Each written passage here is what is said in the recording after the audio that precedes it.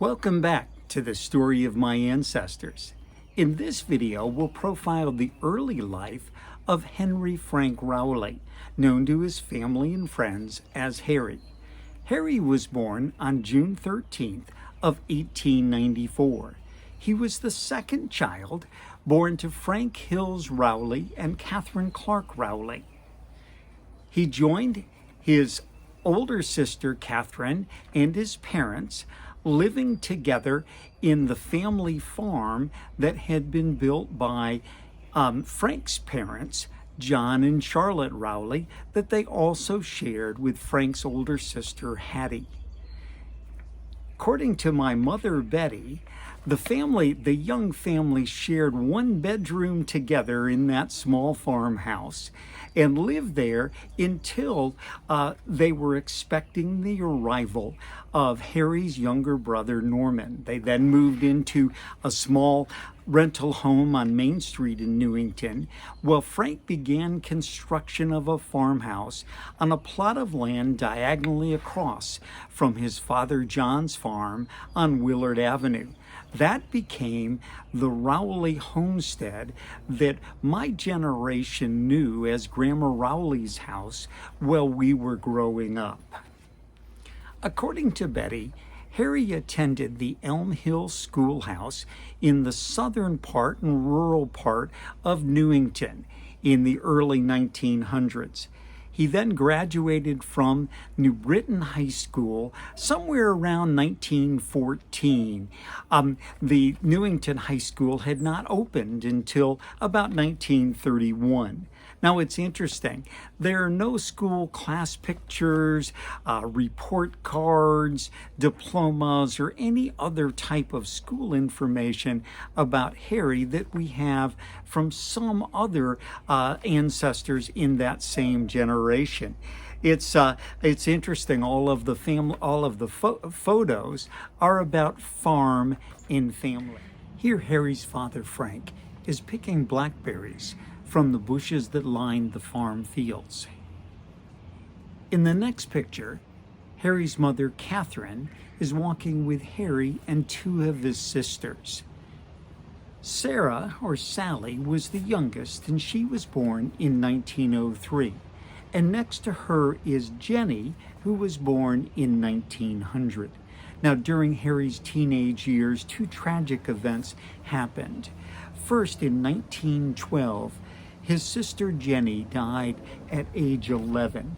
And then just over a year later, in 1913, his brother Norman contracted typhoid fever and then died of pneumonia shortly after at the age of 16. Those two events shaped much of Harry's high school years. Here Norman is pictured on the left and Harry on the right in a photo from about a year before Norman's death. Now, Frank and the surviving family had to make some decisions in the years ahead. Here we see a photo with Catherine and Harry, Sally and Charlotte, and their parents, Frank and Catherine. This was taken around 1914. And during that time period, Frank and Harry, who was now working with him in the dairy business, had some decisions to make. Here we see Frank in front of the milk shed attached to the barn, and somewhere before 1917, in the U.S.'s entry into World War I, Frank made the decision to sell all of the cows and to change it from a dairy that did some milk delivery, or a dairy farm that did some milk delivery, into a dairy or milk delivery business. Harry registered for the draft in 1917, but he wasn't inducted until sometime midway through 1918. He did his basic training with the Connecticut Militia, and then that group was mobilized in October 1918 and sent to Fort Monroe in Hampton, Virginia, to await shipping out to Europe. However, the war ended in November of 1918, and Harry never did have to travel to Europe. And so with that, he was discharged at the end of 1918 and returned to the family farm. Now, until that time, milk delivery had been done from a horse-drawn wagon. Initially, Frank had inherited from his father the system that involved ladling milk from big milk cans into containers that the customers would bring to the wagon. But by the time Harry joined the operation, they were pasteurizing and bottling the milk, but they were still delivering from the old horse-drawn wagon. Sometime before 1920, they upgraded to a new modern milk delivery truck, and that was the business that Harry joined. And during that same time, Harry took a short course in dairy management at the Connecticut Agricultural College in Storrs. Now, that is the school that later became the University of Connecticut. It was approximately a semester long, and Harry probably intended to take further courses later, but we'll talk in a minute about what changed in 1920. Now, there is an interesting diary that's contained within the family archives. Apparently, Catherine gave a journal to Harry to take with him as he went away to school, and he entered in brief but some details about what he did in his first 3 days on campus. And then there's a long gap, and then there's another entry that apologizes for not taking time to write and gives a few details. And then another long gap of several weeks and one more entry before the rest of the journal is left blank.